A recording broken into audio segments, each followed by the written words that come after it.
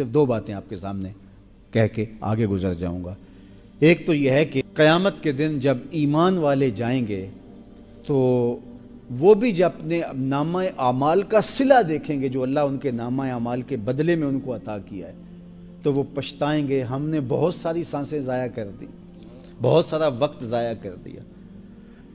لا یتحسر اہل الجنہ الا علی ساعۃ، اہل جنت جنت میں جا کر کے بھی ایک حسرت ان کے سینے میں موجود ہوگی، اور وہ حسرت کیا ہوگی؟ الا علی ساعۃ، ایک اس سانس پر جو اللہ کے ذکر کے بغیر بسر گئی۔ کتنا وقت ہم گپ شپ میں ادھر ادھر گزار دیتے ہیں، میں بھی ضائع کرتا ہوں، آپ بھی ضائع کرتے ہوں گے، تو کتنا وقت ہمارا ضائع ہو جاتا ہے۔ کاش کہ ہمارا لمحہ لمحہ ذکر خدا میں گزرے، یاد الہی میں بس ہو، وہاں جا کے پھر خسارے کے دن پتہ چلے گا کہ کتنی قیمتی سانسیں ہم گوا آئے۔ آپ کوئی سودا چل رہا ہو تو آپ بھی چند پیسے آپ کی جیب میں ہوں اور آپ سودا لے لیں، اور بعد میں آپ کو پتہ چلے کہ یہ تو کھربوں کے حساب سے اس کا فائدہ ہوا ہے، تو پھر آپ کو افسوس ہوتا ہے جو باقی سکے جیب میں تھے اس کا بھی لے لیا ہوتا، اس کی میں نے توڑی خرید لی، اس کا میں نے ونڈا خرید لیا، اس کا بھی یہ لے لیا ہوتا تو کتنا اچھا تھا۔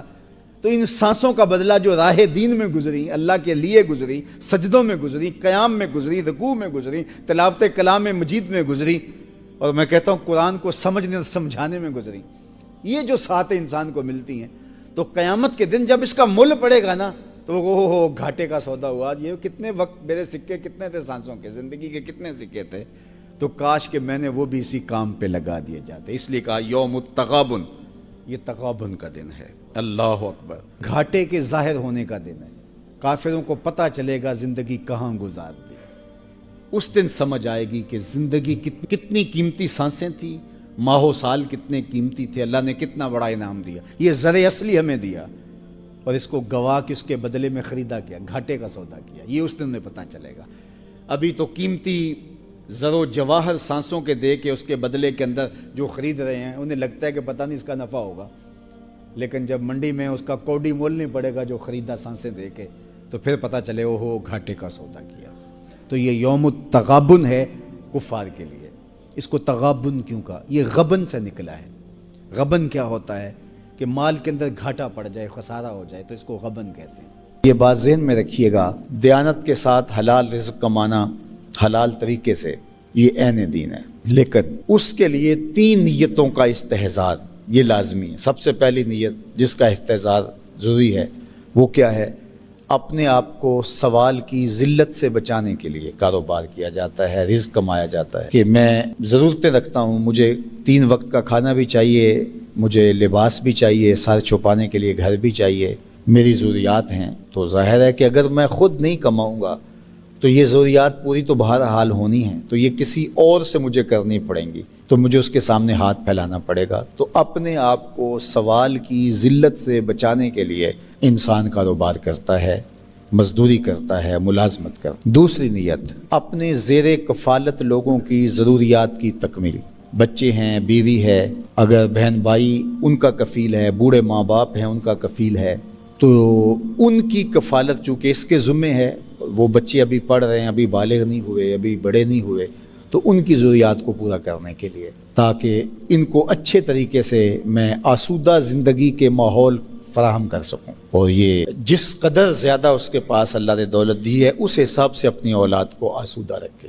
یجب علی صاحب المال ان یوسع علی عیالہ، صاحب مال پر لازم اور واجب ہے کہ وہ اپنی اولاد پر وسعت کرے۔ ایسا نہیں ہے کہ اس کی اولاد بیچاری زندگی کی سہولیات کے لیے ترس رہی ہو اور اس کے پاس پیسے کے انبار لگے ہو۔ تو یہ دوسرا مقصد ہے کہ زیر کفالت لوگوں کی، وہ بیوی ہے، بچے ہیں، بوڑھے ماں باپ ہیں یا بہن بھائی ہیں، تو ان کی کفالت اس کے ذمے ہے، تو اس لیے کمایا جاتا ہے کہ ان کی ہر طرح کی ضروریات کو جو جائز ہیں میں ان کو پورا کروں۔ یہ 2 نیتیں ہو گئی۔ تیسری نیت، اللہ مجھے میری ضرورت سے زیادہ، میرے بچوں کی ضرورت سے زیادہ اگر عطا فرمائے تو میں معاشرے کے ان لوگوں کی مدد کروں گا جو کسی وجہ سے کمانے کی اہلیت نہیں رکھتے، اپاہج ہیں، کمزور ہیں، کثیر العیال ہیں، بیمار ہیں، بے وگان ہیں، تو ان کے لیے میں کما رہا ہوں، ورنہ میری ضرورت تو اتنے سے پوری ہو جاتی ہے۔ تو یہ کاروبار کو بڑھا کیوں رہا ہوں؟ اس لیے ایک تو کاروبار کو بڑھا رہا ہوں کہ بہت سارے لوگوں کو روزگار ملے گا، ان کے گھر کا چولہا جلے گا، اور ایک جو اس سے مجھے حاصل ہوگا اس سے میں معاشرے کے ان لوگوں کی مدد کروں گا جو کسی وجہ سے کمزور ہیں اور وہ اپنے اخراجات کو پورا نہیں کر پا رہے. تو اس میں سب سے پہلے اس کے اپنے بہن بھائی آئیں گے، رشتہ دار آئیں گے، ان میں سے اگر کوئی کمزور ہے تو اس کو کھڑا کیا جائے. اسی طرح پھر اس کے بعد اس کے ہمسائے آتے ہیں، پھر اس کے ملنے والے آتے ہیں، معاشرے کے دوسرے لوگ آتے ہیں. جتنا اس کے کاروبار کا حجم زیادہ ہے اس کی ذمہ داریاں اس سے زیادہ بڑھ جاتی ہیں. تو یہ تیسرا مقصد ہے رزق کے کمانے. اگر ان 3 نیتوں کے استحضار کے ساتھ کوئی شخص رزق حلال کماتا ہے تو اس کا سراسر یہ رزق کمانا دین کہلاتا ہے.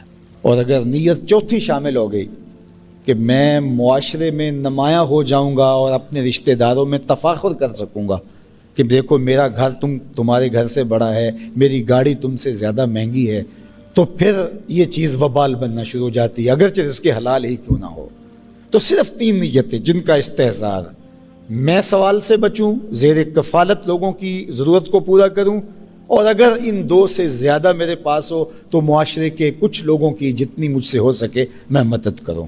یہ ہمارا دین ہمیں سکھاتا ہے. پھر جب وہ کاروبار کر رہا ہوتا ہے، اپنے آپ کو کھپا رہا ہوتا ہے، وہ دفتر میں بیٹھ کے اپنے آپ کو کھپا رہا ہے یا وہ پردیس کاٹ کے اپنے آپ کو کھپا رہا ہے، یا جس طرح بھی مشقت میں ہے، اس کی مشقت اور اس کے ٹپکتے ہوئے ایک ایک پسینے کے قطرے پر میرا اللہ اس کو اجر دے گا. یہ انسانیت کے لیے، اپنے خاندان کے لیے اتنا کچھ کر رہا ہے تو اس کا اجر رکھا گیا ہے. اگر وہ مزدوری کر رہا ہے، القاسب حبیب اللہ، تو وہ اللہ کا محبوب ہے.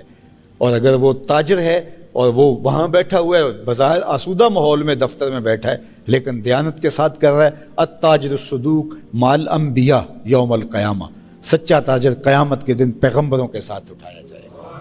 اور اگر ہم خود غرض ہو جائیں اور ہمارا مقصد جو ہے وہ پیسہ جمع کر لینا ہے اور امیر سے امیر بننا ہے، اس کی تو کوئی حد ہی نہیں ہے. کہیں بھی کوئی انتہا نہیں آتی کہ چلو اتنے پیسے جمع کر لیں گے تو اب سکون آ جائیں گے. سکون ایسے آتا ہی نہیں ہے.